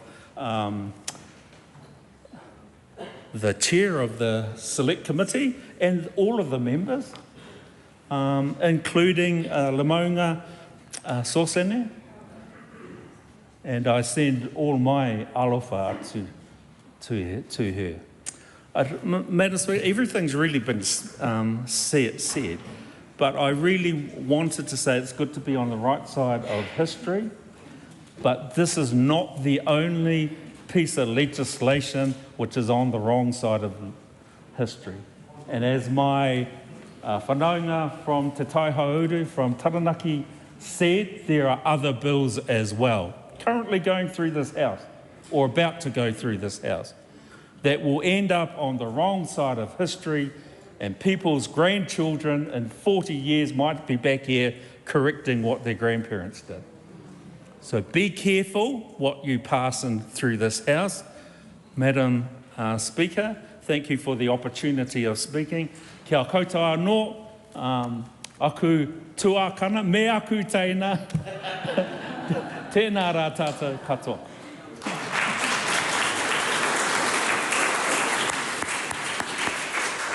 Madam Speaker. Greg Fleming. La ususunga I le whawhonga whetalai. Whawhetai mo lena awanoa whaaro, ua o maueina e mawhai una, o tautala ai lena pili. Mata nofi ma tau e luma o Samoa ma ona tangata.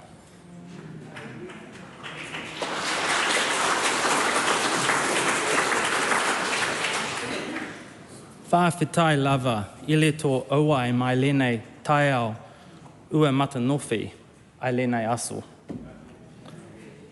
Whawhetai mo le tō sao mo Aotearoa, ai mai si le tō loto ainga, mo si o tātou atu nuu.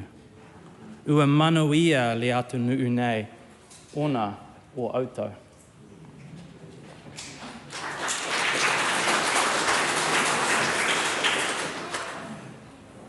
Madam Speaker, the details of this bill and its long history, the disagreements and the agreements have been well canvassed in this morning's speeches. So instead of going over them again, I wanted to take this moment of great honour in your presence to acknowledge the extraordinary people of Samoa and to give thanks for all that you bring to Aotearoa. I thank you for your grace, I thank you for your patience, I thank you for your perseverance, and most of all, I thank you for your example to us all in Aotearoa. You and your culture have never forgotten what matters most. And as I hopefully spoke to in your most beautiful language, perhaps only equalled by te reo taki o te whenua nei, is my deepest appreciation for that example that you provide to us all. In the brief time that I have, can I also acknowledge my colleague, Tiano Tuiono. Tēnā koe, te pika, te nui nā o te wā, for championing this bill, for wanting to right this injustice. Thank you so much. To my colleagues across the House who have worked so hard on this piece of legislation at the Select Committee, tēnā koutou. And to the good spirit of this House, the thoughtful consideration, the genuine listening, it turns out it leads to good law, or at least to better law. We should do it often. Can I also mihi to my colleague and friend Margaret, or Mags, Epati. You are an absolute delight and treasure to work with. And it's awesome that you just happened to be here on this day and that I was given the opportunity to speak. My colleague Minister Chris Penk spoke in his remarks earlier this morning of the beautiful hymn that he heard. In my experience, that is an expression of who you are, of your commitments and of your example. And therefore, aolei umalau tautalanga, o ti toi whaewhitai atu Samoa, wha malo le tautau ai, wha malo le loto atu nuu, malo le loto toa malo le loto tele, whaewhitai ile tō nonofo ai I lene atu nuu o Aotearoa, aua se silinga manuia mo autou ainga I Samoa. Wha manuia lea tua. He rereke ki te reo taki anō. Wha manuia lea tua. Wha whetai.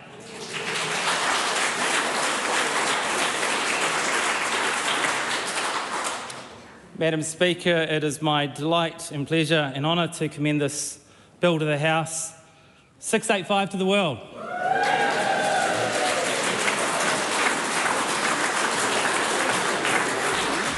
Madam Speaker. Tangi Utakiri.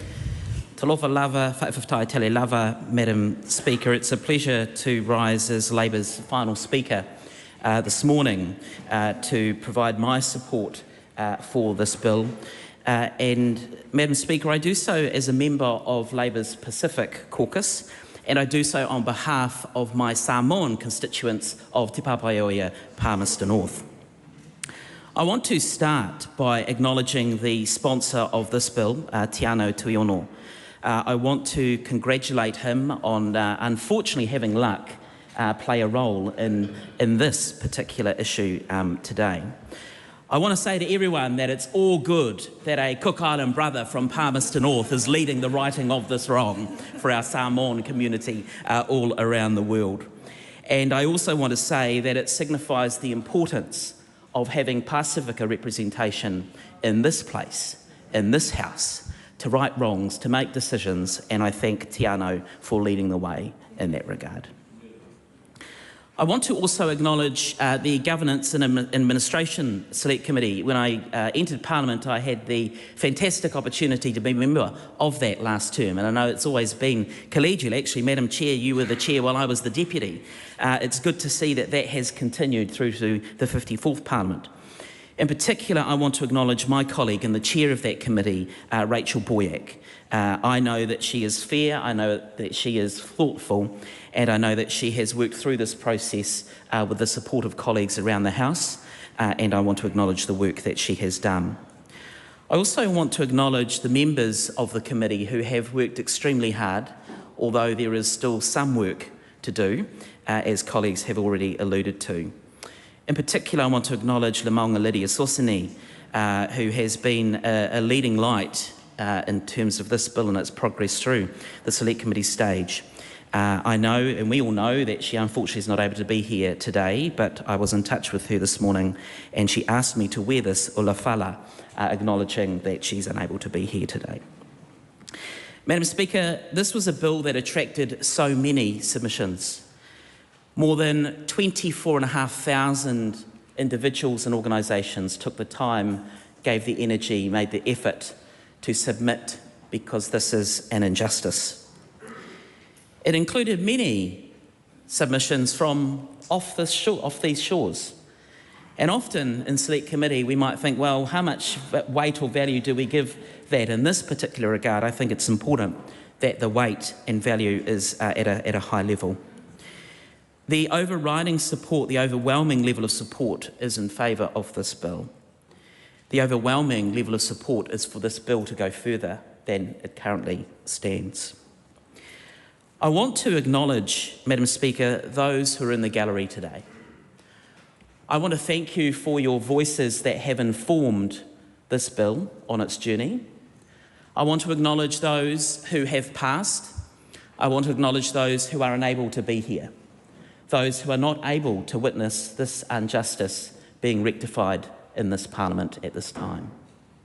I want to acknowledge the former parliamentarians who are here, in particular Arthur Anai, for his leadership, for his support, for his call to action for this over many years.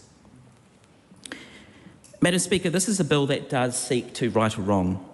It seeks to restore a right that was unjustly and unfairly stripped away by the New Zealand Government and the New Zealand Parliament of the early 1980s. It's a bill that returns the right of New Zealand citizenship to those who were born in Samoa on or after the 13th of May 1922 and before 1 January 1949, and for whom their citizenship was removed by that 1982 Act. What's pleasing to hear at this point in time is there is a level of support which sits at that unrivalled level here in the New Zealand Parliament, unanimity for this particular bill. And whilst there have been some issues raised, which sure we will tease out when we get to the committee the whole stage, I do hope that all parliamentarians continue to have an open mind as we work through that particular process.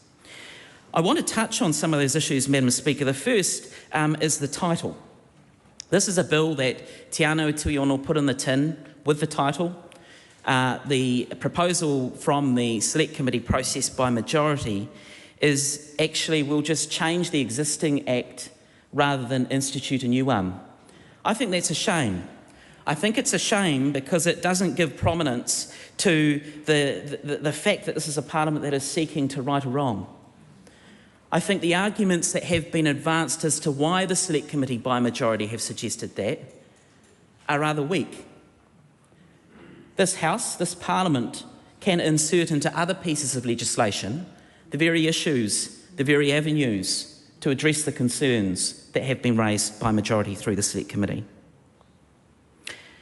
This is a bill that would allow citizenship to be given by grant, which means that people have to apply for it. It's not automatic. But not only do they have to apply, the suggestion is that they would pay a fee. Now, it's very unusual to have a fee specified in legislation. Usually that's something that does come through regulation. And when I sit back and look and reflect on it, I think, you know, we're seeking to right a wrong, but we're asking people to reach into their pocket and to pay for it at the same time. And I think that's wrong. I think that is fundamentally wrong. Now, we hear that some of the issues might be because of cost implications.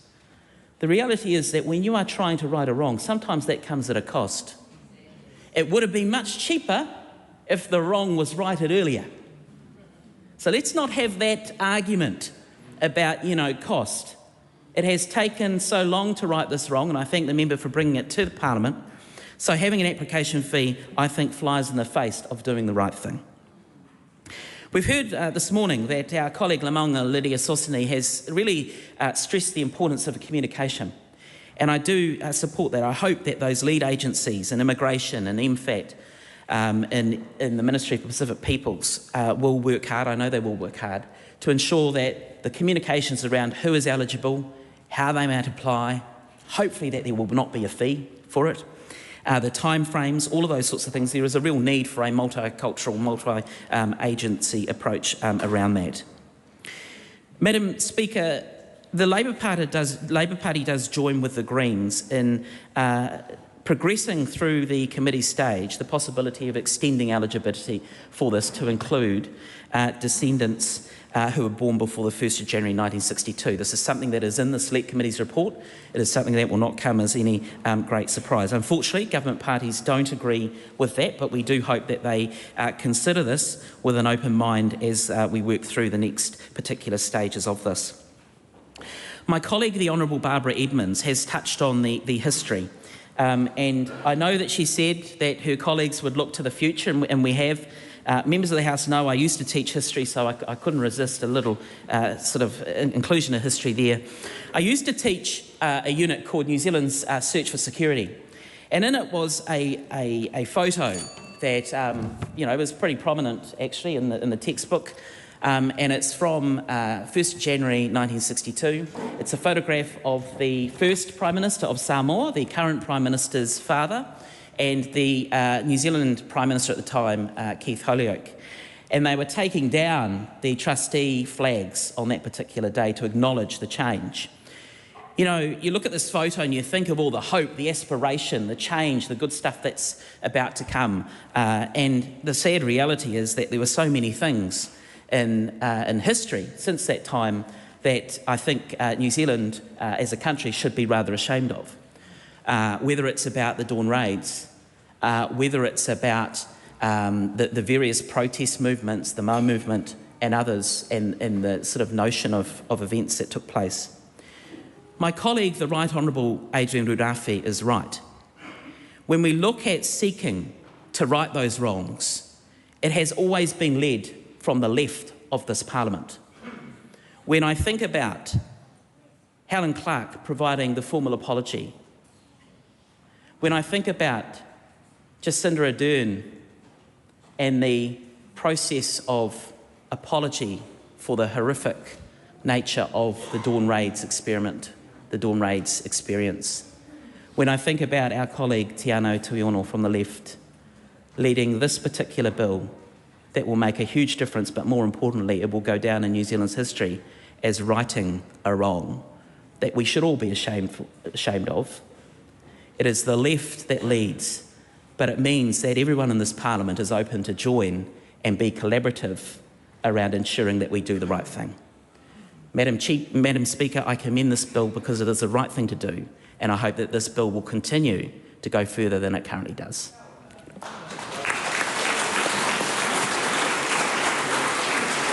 Tom Rutherford. Thank you, Madam Speaker.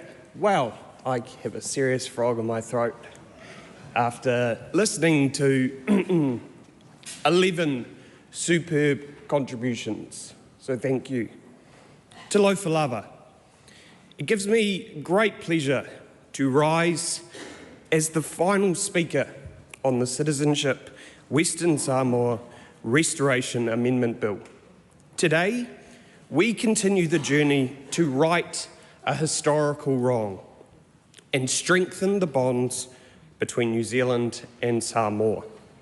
Firstly, I want to acknowledge our guests in the gallery, the community leaders and members of our Samoan community who have travelled from across New Zealand and the world to witness this legislation being debated in Parliament.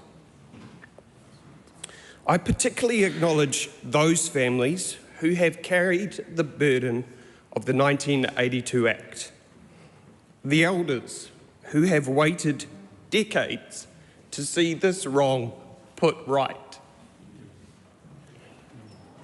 To them, I say, whaawitai tale lava. Thank you for your patience and dignity.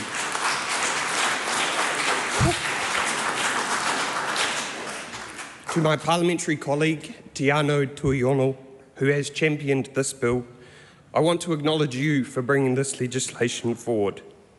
Your careful stewardship through the parliamentary process and your commitment to the Samoan community. Madam Speaker, when I stood in this House over 6 months ago, during the first reading, I made a commitment. I said then, and I quote, "When the bill comes to the Governance and Administration Select Committee, I look forward to further discussions we're going to have on the bill. I look forward to understanding the perspectives that we're going to be hearing on the Select Committee and the real-world implications that this bill may have for people. And I appreciate the opportunity that those people will have at the Select Committee with the wider support that has been given across this House. At that time, while the National Party had concerns around the risk of eligibility changes and the lack of consultation with the Government of Samoa, we made it clear we would approach the Select Committee process ready to listen, learn, and prepared to change our minds. These initial concerns focused particularly on our obligations under the Treaty of Friendship and the potential scope of eligible individuals. Madam Speaker, on the Select Committee, learn we did. The testimonies we heard, the stories shared, and the profound impact of the 1982 Act on families and communities became crystal clear through the process. To those in the public gallery and watching at home who submitted, who presented to the Select Committee, and who made your views clear, thank you. Your courage in sharing your stories, your determination to see justice done, and your unwavering dignity throughout this process has been instrumental in bringing us to where we are today. The journey to this point has been long.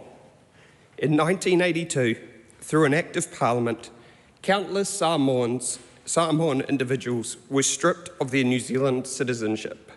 Today, we begin the process of restoration. I do want to outline the precise scope of eligibility under this legislation. As amended through the Select Committee process, the bill specifically provides the right to citizenship for several clearly defined groups. Firstly, those who were born in Western Samoa between 13 May 1924 and the 1st of January 1949, and who were British subjects solely by virtue of that birth. Secondly, women who became New Zealand citizens on 1st of January 1949 through marriage to such persons. Thirdly, descendants of those born in Western Samoa during the period who were themselves born before 1st of January 1949 and were British subjects. And finally, women who became citizens through marriage to such descendants. One of the most significant changes made through the Select Committee process was the decision to amend the 1982 legislation rather than repeal it entirely. This was not a decision taken lightly.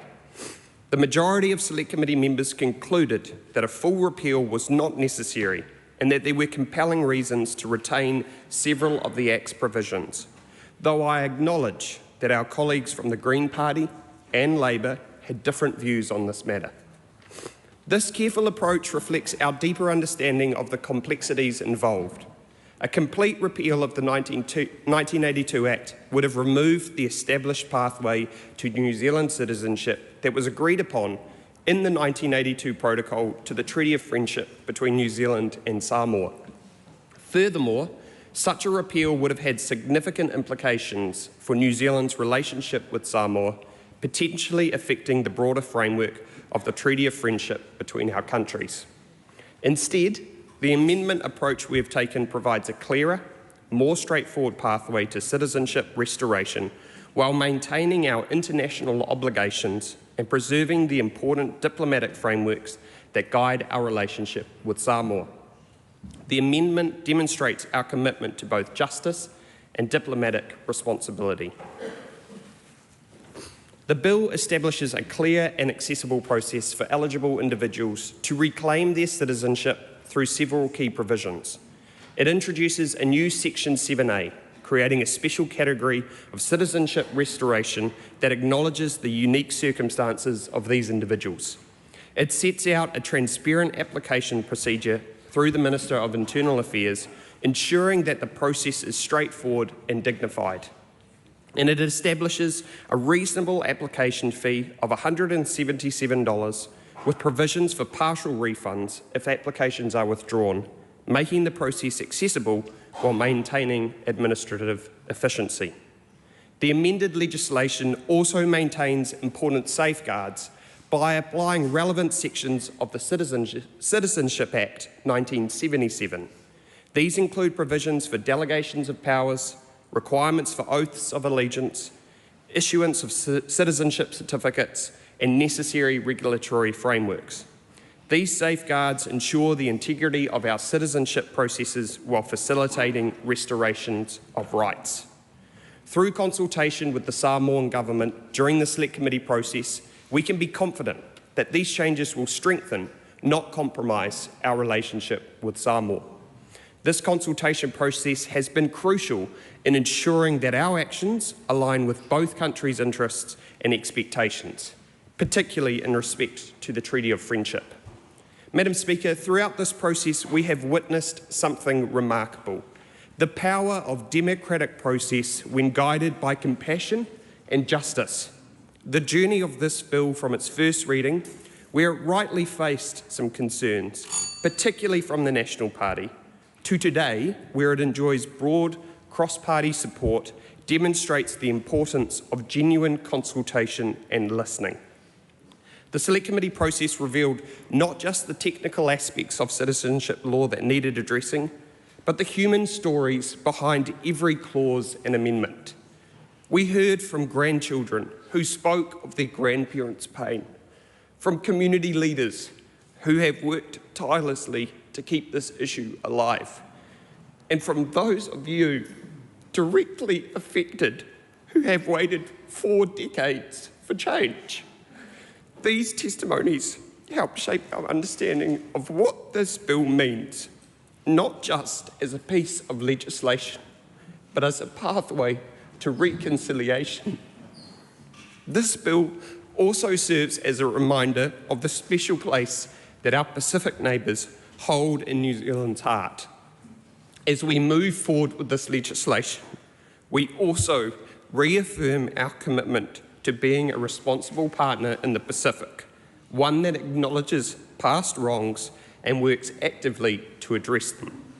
To our Samoan community watching today, this legislation acknowledges your place in the fabric of our nation and reaffirms the special relationship between our two countries. Your stories, your patience, your dignity throughout this process have helped shape this legislation. Madam Speaker, this bill represents a significant step forward in addressing historical injustices while strengthening our Pacific partnership. As we move forward together, may this bill serve as a testament to our commitment to justice and to enduring bonds between New Zealand and Samoa. May it remind future generations that it is never too late to right a wrong, and that the strength of our nation lies in our willingness to acknowledge past mistakes and work towards a more just future. For Whiatai Tale Lava, I commend this bill to the House.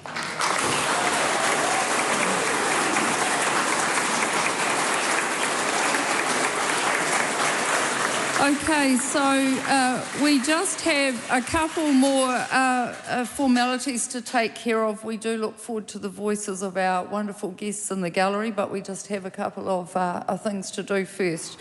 The question is that the amendments recommended by the Governance and Administration Committee by majority to be agreed to. Those of that opinion will say aye. Aye. To the contrary, no. The motion is agreed. The question is that the motion be agreed to. Those of that opinion will say aye. Aye. To the contrary, no. The motion is agreed. Citizenship Western Samoa Restoration Amendment Bill, second reading. This bill is set down for committee stage next sitting day. Now we welcome your singing. Thank you.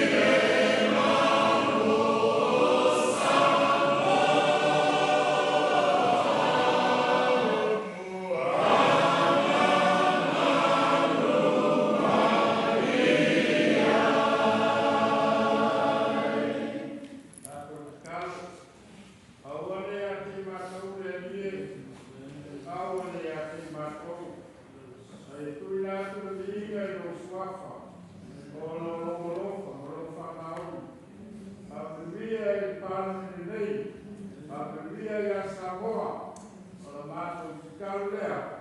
Amen.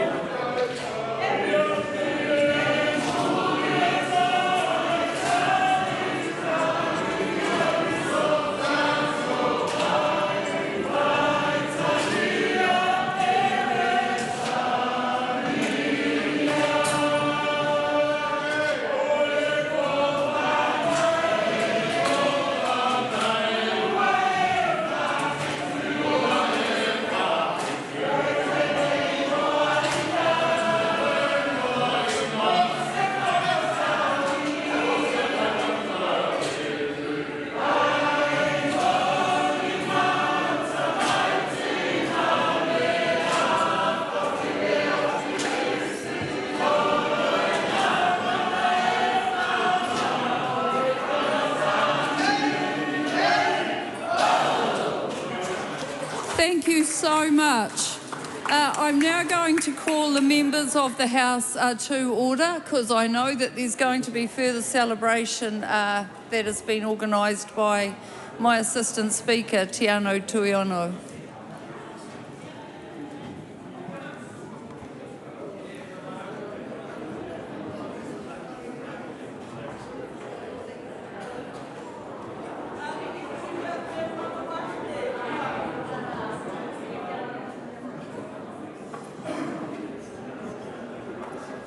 Thank you. I call on private and local order of the day number 1. Auckland Harbour Board and Takapuna Borough Council Empowering Act Amendment Bill, first reading. Honourable Simon Watts.